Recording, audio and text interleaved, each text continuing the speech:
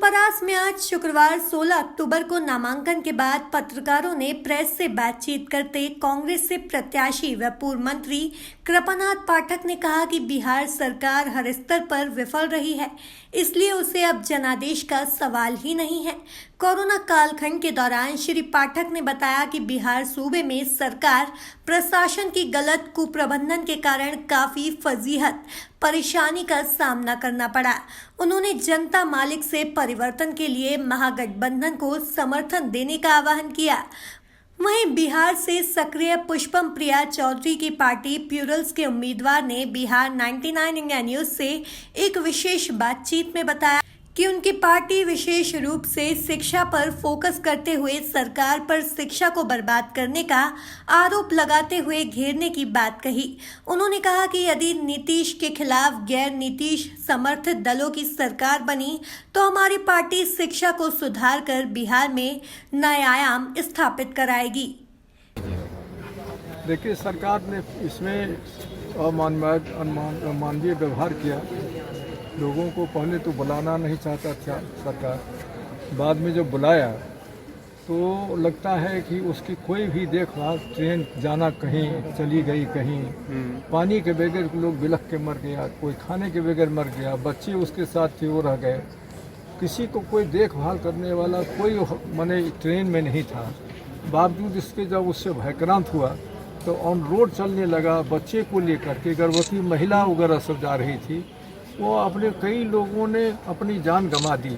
लेकिन जब यहाँ उस हालत में भी पहुँची तो स्टेशन पर कोई व्यवस्था नहीं था, लोग इधर उधर भटकते रहे, कहा क्वारंटाइन में रखते हैं, क्वारंटाइन में भी कोई व्यवस्था नहीं हुई। और मैं समझता हूँ कि ये सारा सरकार का फेल्योर हुआ और मजदूरों के साथ गैरइंसाफ हुआ और उनके साथ अवमानवीय व्यवहार। रोजगार के लिए आप और इसमें इसलिए कि हम लोगों ने आवाज़ उठाया। सरकार तो मेरी नहीं है, लेकिन हम लोग विभिन्न पार्टी जो हमारे कांग्रेस है कि आरजेडी है, जो भी दल है, उन लोग जो यथासंभव उसकी मदद करने की कोशिश की। लेकिन ये सरकार का ये इतना बड़ा भारी ये योजना था जिसमें सहायता करनी थी। जनते का पैसा है, जनते में खर्चा करना है। सरकार एक सिस्टम है। नए वोटरों को कैसे आकर्षित कीजिएगा? नए वोटरों को कैसे आकर्षित कीजिएगा? युवा जवान नए पहली बार वोटरों को आकर्षित करने का सबसे बड़ा सवाल आकर्षित करने का नहीं, वो जूझ रहे हैं, वो खोज रहे हैं कि हमारा कोई सहारा हो, हमारी कोई अगुवाई करे। वह नौजवानों के आज क्या है तो सारे रोजगार के सिस्टम बंद हो गए, सारे अब छोटे उद्योग बंद हो गए, सब लोगों की नौकरी चली जा रही है। आज स्टेशन बेचा जा रहा है, सारी संस्थाएं बेची जा रही है, सारे प्राइवेट सेक्टर के हाथ में दिया जा रहा है। ऐसी परिस्थिति में करोड़ों करोड़ जो लोग रोजगार कर रहे थे वो आदमी बेरोजगार हो रहे हैं। और लोगों को लगता है कि फोर्सली जो ऑफिसर हैं बड़े से बड़े पदों पर, उन लोगों को जबरन आपको आधे सर्विस काल में ही उसको वहाँ से कहता है कि तुमको हम रिटायर करा दिया, तुम चले जाओ।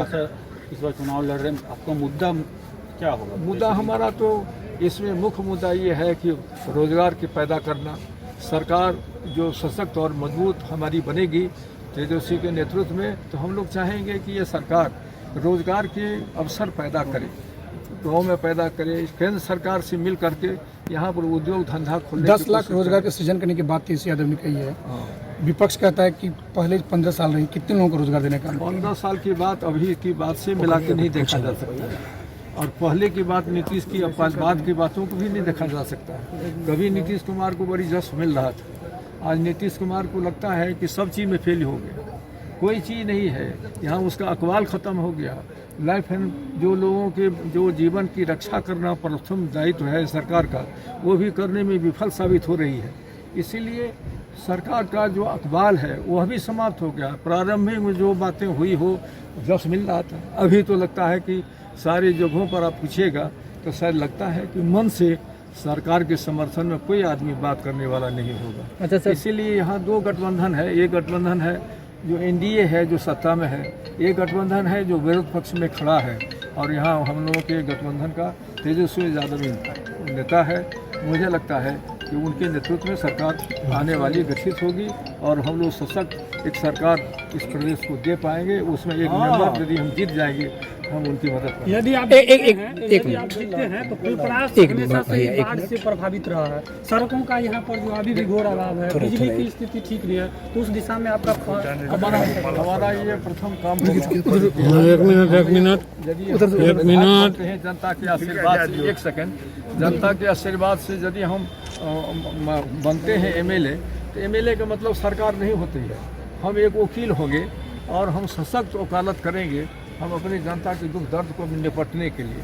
इसलिए सर एक मिनट, बिहार 99 इंडिया न्यूज़ में बिहार ब्यूरो पवन कुमार झा है, आपको जनता मालिक से क्या अपील है, क्या मैसेज? हमारा है अपील कि आप महागठबंधन को वोट दीजिए और इस प्रदेश को बेरोजगारी से, भ्रष्टाचार से, आतंक से और ये जान माल के खतरे से इस प्रदेश में जो है उससे मुक्त होकर के नई दिशा में, नई रोशनी में आगे बढ़ने दें बिहार को, और बिहार के रोजगार के सृजन पैदा हो, लोगों को नौकरी मिले, लोगों को रोजगार मिले। इस दिशा में हम लोग चाहेंगे कि आप महागठबंधन को वोट दीजिए और ये नीतीश सरकार को ये फेल कर गई है, ये इसको हराइए और सभी मोर्चा पर महागठबंधन है उसको